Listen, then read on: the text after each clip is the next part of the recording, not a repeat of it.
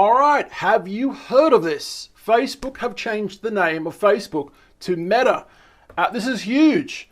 Yes, I've got three birds on me. They're usually over there in the corner. I'll get to that later. But this is actually really huge what Mark Zuckerberg has just done. Okay, now, start of all. Okay, let's just start from the start. Okay, Facebook, the name, the app will remain the same. Facebook will be Facebook. We go on Facebook to socialize. Sometimes for too goddamn long, especially when I'm on the toilet.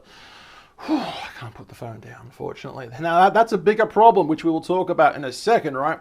But what Zuckerberg, the Zuck man, the lizard man, has basically announced, it will probably change social media usage and the internet forever, with billions of dollars, billions, maybe trillion, absolutely trillions of dollars in the future will be going down this path. I really, really want to talk about this today. If that sounds interesting to you, we are on two different YouTube channels. Go check us out. We're on channel 2 and channel 1. Okay, let's start from the start. So the Zuck man, the lizard man, why is he changing his name? Well, the Facebook company name to Meta. Well, Facebook whistleblower testimony. So that was one of the reasons, right? There was this Facebook whistleblower that was, that found a lot of interesting information on the company that she was working for. She was working for Facebook, right? And she ended up releasing a lot of this information to the press and to the media. Same thing, isn't that the same thing, Gareth? Probably. But, so she released the bad social media stuff on social media kind of thing. So Facebook hasn't been looked upon in the greatest light recently because of that, as well as many other things, which we won't talk about today. So that's one potential reason why Facebook would change the parent company of Facebook to Meta, all right? But there's a bigger reason. And let's talk about Google for a quick second. Google changed their name in 2015. Take a look at this. So, known around the world, Google abruptly renamed itself Alphabet in 2015, making Google a subsidiary. As a parent company, Alphabet allowed Google to expand into domains outside of internet search and advertising to become a technological conglomerate. Wow, big words this. But anyway, all right, so it's not unusual. As Tom Jones would say, it's not unusual for big social media companies to change their name. Da-da-da-da-da-da. All right, next thing. So what is the next big thing when it comes to social media? Well, social media will see a rise in the adoption of technologies like augmented reality, AR, and virtual reality, VR. As these platforms grow, users will demand better and more engaging experiences, and these technologies can make that happen. Now, Facebook, with their Meta situation, that's exactly what they intend to do. All right, VR seems to be the next big thing in social media. Now, I myself personally can't see myself wearing a VR or headset too often. I think augmented reality is probably going to be where it's at. So walking down the street with, just normal glasses like mine, for example, that have overlays. So you walk down the street and you want to know where your favorite shop is, but you've never been to that area before. So, Google or Facebook basically says to you, walk left, then right, and then straight, and then you've reached your destination. It would be all overlapping on your eyes, right? That's augmented reality, AR. That's really where the tech's going to be going, I'm pretty sure. But of course, VR has its own situations for gaming, as well as living in a digital world. Yes, living in a digital world. This sounds like Ready Player One. Has anyone seen this movie? All right, it was directed by Steven Spielberg. I've actually only seen this movie once, and believe it or not, I saw this movie on an aeroplane screen from, what was it, like from India back to Sydney, because I made travel vlogs on my channel 1, right, where I travel the world with my mum and other people as well, kind of thing. And I actually saw that movie on the airplane screen. It's a good movie, but it's showing a potential problem for our future, and where too many people are living in a VR world, right? And in the end of the movie, this guy right here, I don't want to spoil anything, but this guy right here, he kind of has control of the virtual reality world, right? And he ends up, I think, turning it off for 2 days a week. I think it is.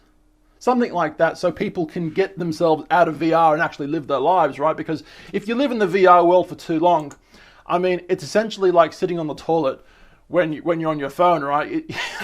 Or you've got some downtime at work or personal space time, whatever, and you're just social mediaing for too long, right? You know you shouldn't be doing it. You know it's messing up your mind and your social life, and you're hanging out with family and friends, but there you are on your goddamn phone like a freaking sheep.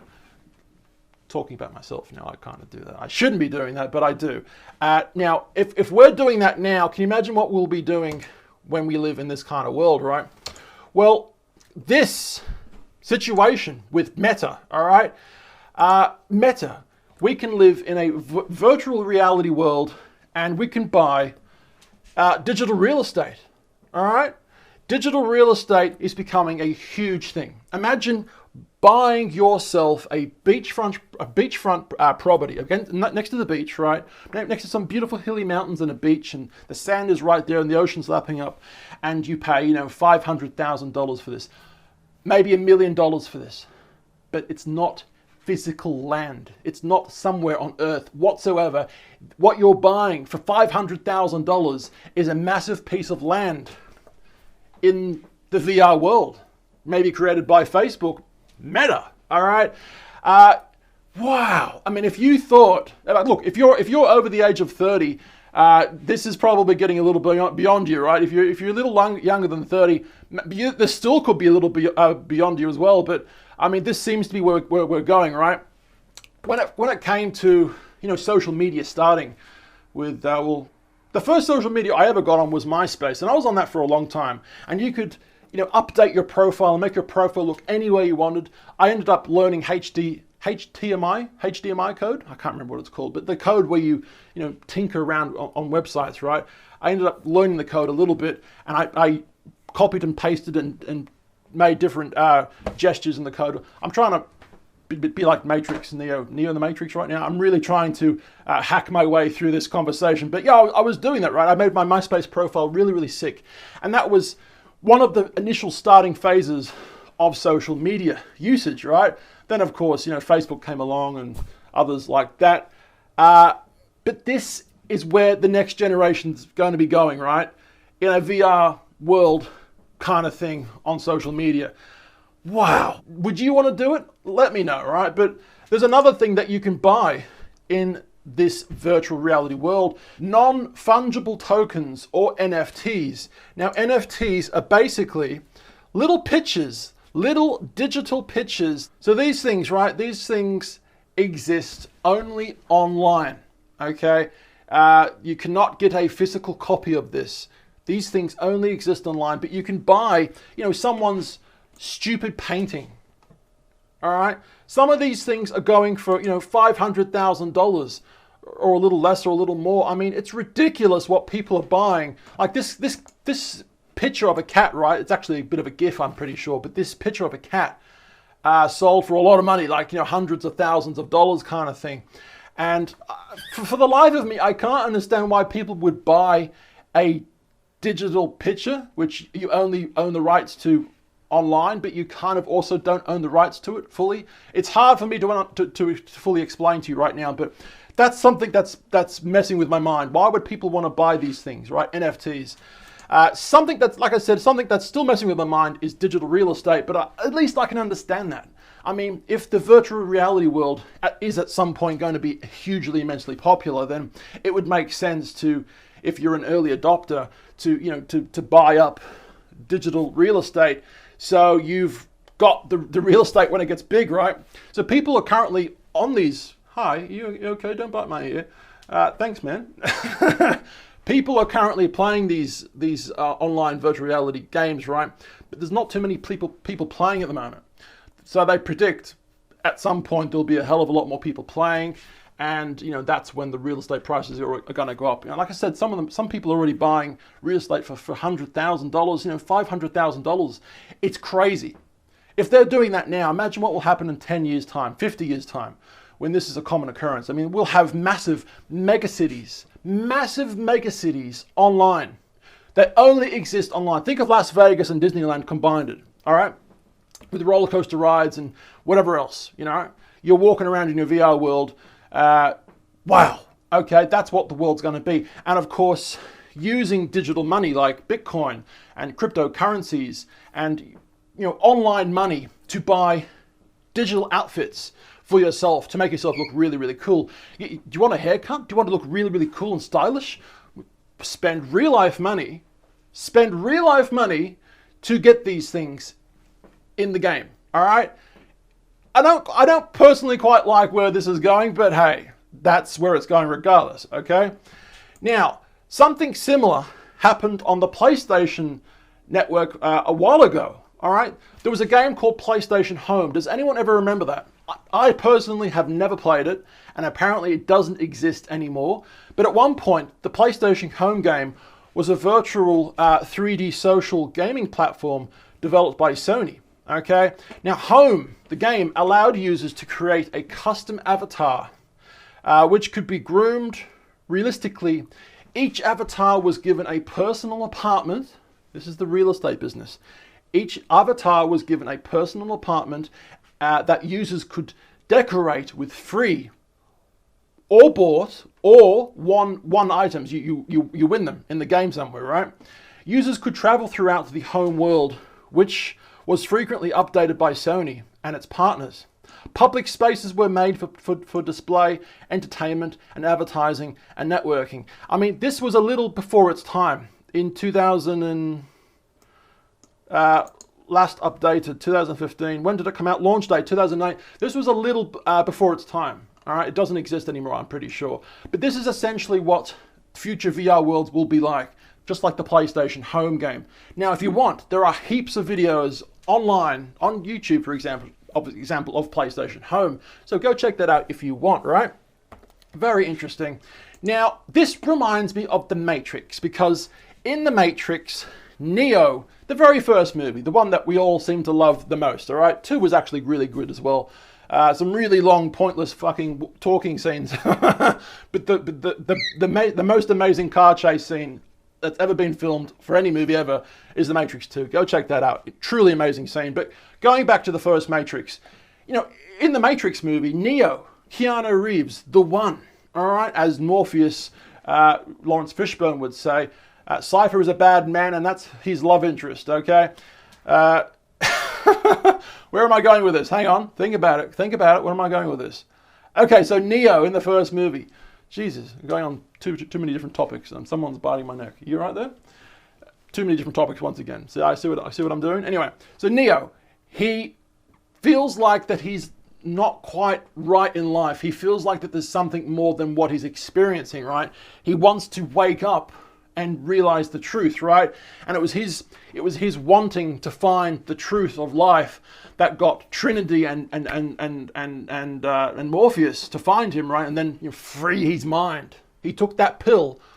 Was it the blue pill, the red pill? I actually can't remember at the moment. But he took that pill and he freed his mind. He was unconnected from the Matrix, and it was amazing for him to realize that his mind had been buried in VR. Basically a VR world his whole life, okay? That's essentially the Matrix, living in a metaverse, all right, a VR world, but not knowing that you've got a VR goggle attached to your head, you know?